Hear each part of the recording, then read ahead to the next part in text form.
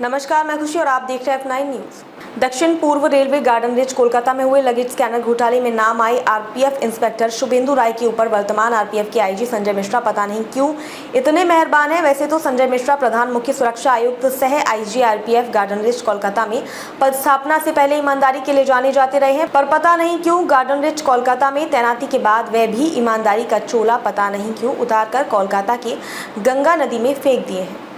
अभी पिछले ही महीने की बात करें तो गार्डन रिच कोलकाता में आचार संहिता के दौरान होलसेल में आरपीएफ के इंस्पेक्टर से लेकर सिपाही तक के स्थानांतरण पदस्थापना किए गए हैं।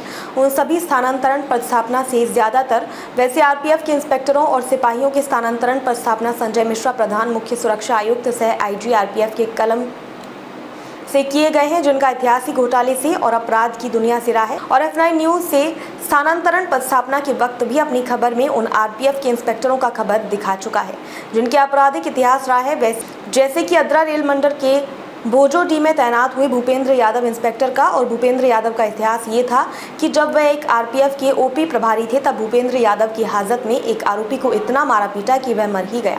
बाद में रुपए पैसे देकर खुद को बचाते हुए बेदाग निकला। बहुत ही आश्चर्य की बात है कि जब कोई अपराधी पकड़े जाता है और अगर कोई हाजत में मर जाता है तो उसे आत्महत्या का रूप देते हैं।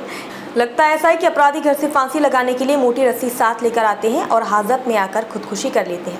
सोचिए कितने स्मार्ट आरपीएफ है। अभी इनकी पोस्टिंग भोजोडी में हुई है। आरपीएफ के सूत्रों ने बताया कि भोजोडी पोस्टिंग के लिए भूपेंद्र यादव ने 20 से 25 लाख रुपए दिए हैं आईजी संजय मिश्रा को। तभी संजय मिश्रा ने इनके सारे पाप को धोते हुए भूपेंद्र यादव का पदस्थापना भोजोडी आरपीएफ के थाने में कर दिए गए हैं। और तो और भोजोडी पदस्थापना के 1 महीने के अंदर ही इनके क्षेत्र में चोरों के द्वारा ओवरहेड कर्षण वितरण के तांबे के तार को ही काट डाला। वहीं बोकारो के संतोष कुमार की भी इतिहास काफी घोटालेपूर्ण रहा है।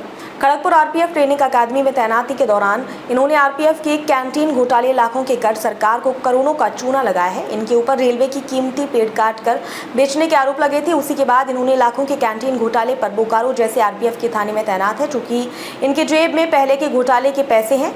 F9 न्यूज आईजी साहब आपसे पूछता है कि आखिर आपने ऐसे घोटाले बाज आपराधिक छवि वाले इंस्पेक्टरों का किसी आरपीएफ के सेंसिटिव थाने कैसे किया, जिनका इतिहास ही घोटाले और अपराध करने के रहे हों। आखिर आप किनसे प्रेरित होकर खुद को बदनामी की कीचड़ में जा धंसे हैं।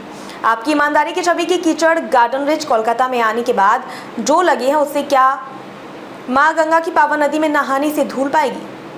क्या आप लगेज स्कैनर के 30 लाख रुपए के आरोपी को रेलवे अधिनियम की धारा 3 आरपीयूपी कर उसे आपके संवादवाहक के द्वारा फोन कर भागने के मौके के साथ बैल लेकर खुलेआम घूमने और रुपए की सांठगांठ से उसे एक बार फिर बेदाग करने का मौका देंगे। क्या कागज में बैटरी लेने वाले उन सभी आरपीएफ के इंस्पेक्टरों को छोड़ देंगे जिन्होंने बिना बैटरी लिए ही कागज में बैटरी ले लिया। जरा उनसे भी पूछताछ कीजिए कि वह बैटरी कहाँ है।